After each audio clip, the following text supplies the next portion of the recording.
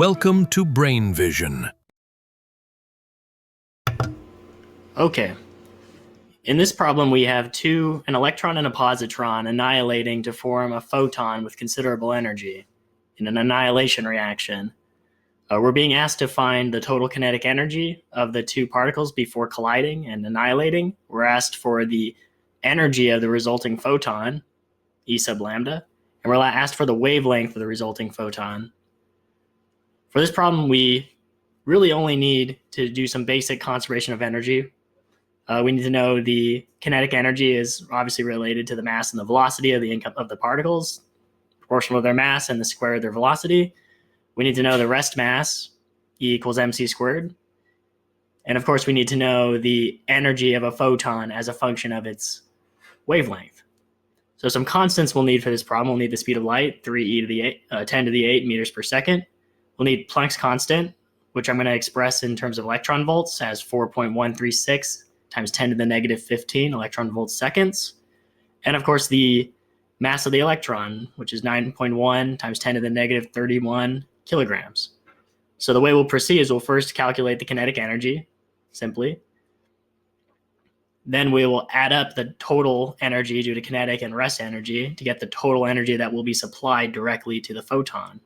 And then from there, we can calculate lambda for that photon. Okay, so let's start with let's proceed with our calculations. So the kinetic energy of the system before annihilation is really just the kinetic energy of two identical particles, particles of the same mass, which thus have the same kinetic energy, same mass, same velocity. So 2 times 1/2 mv squared gives us just mv squared. And the velocity in particular is half the speed of light, so it's m 1/2 c squared. We can do a little bit of algebra first to simplify the final calculation. Oh, it's a little mistake there. The square should be on the outside. Doing our simplification, we end up with a 1/4 m c squared. We can do this numerically. 1/4, mass of the electron, 9.1, e to the negative 31 kilograms.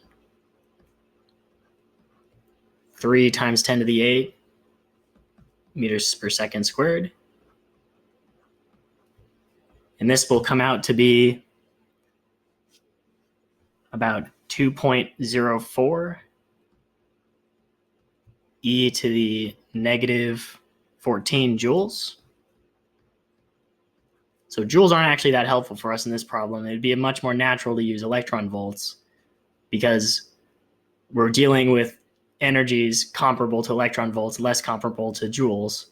So to go from joules to electron volts, we can simply divide by the electron charge, 1.6 times 10 to the negative 19 coulombs. And that would give us about a tenth of a mega electron volt. Mega being 10 to the 6th, so a million electron volts. So that's pretty impressive. That's a pretty impressive kinetic energy to be on the order of mega electron volts. But as we're going to see, this is nothing compared to the actual rest energy of these particles using E equals mc squared. So let's try that. So the total rest energy, E rest, is 2 times mc squared, or 2 times 9.1 e to the negative 31 kilograms, c squared, 3 times 10 to the 8 squared. And that's going to give us a much more substantial number. It's going to give us 1.636 e to the negative 13 joules. And in electron volts, that's going to give us on the order of 1 mega electron volt, or 1.024 MeV. So you can see that even two particles traveling at half the speed of light still have only 1/10 of the energy of their rest mass. Which goes to show why annihilation and nuclear reactions are so powerful. So the total energy, we can just add up the kinetic and the rest energies, K plus E rest, and it's going to give us a result that's comparable to the rest energy because K is much, much smaller. Gives us 1.28 MeV.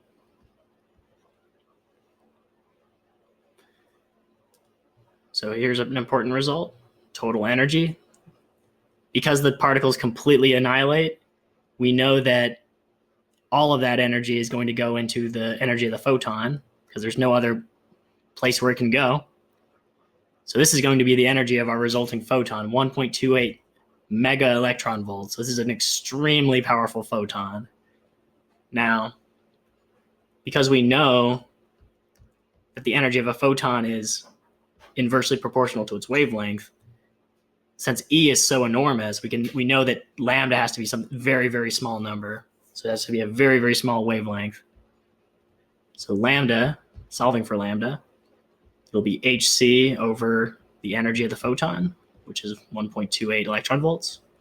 So now we can plug in Planck's constant, 4.136, e to the negative 15 eV seconds, multiplied by 3 times 10 to the 8 meters per second, as always. Dividing this all by the 1.28 mega electron volts, we are left with a result, very small result, 9.69 e to the negative 13 meters. So an incredibly small result for the wavelength. So the last question really is, how does this compare to if we didn't have the kinetic energy at all, if it was simply annihilating two particles at rest? Well, it's not that big of a difference. We can just take the rest energy and plug it in, solving for lambda in the same way.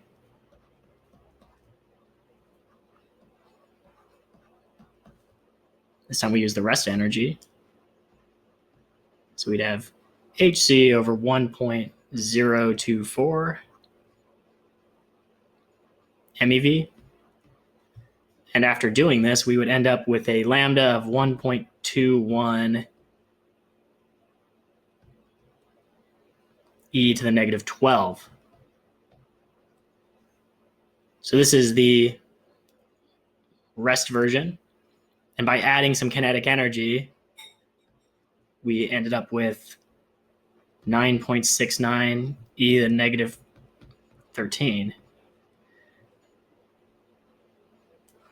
So you can see that both results are very close to a picometer. That by giving them kinetic energy equivalent from being half the speed of light didn't result in much of a change in the wavelength. And that's simply because the difference between rest energy and kinetic energy is just enormous. So these are the primary results. Rest energy is going to be, in the vast majority of cases, going to be considerably larger than any kinetic energy of the particles. Thus, it's going to dominate in contributions to forming the lambda, the wavelength of this resulting photon. So those are the main results. Thank you very much.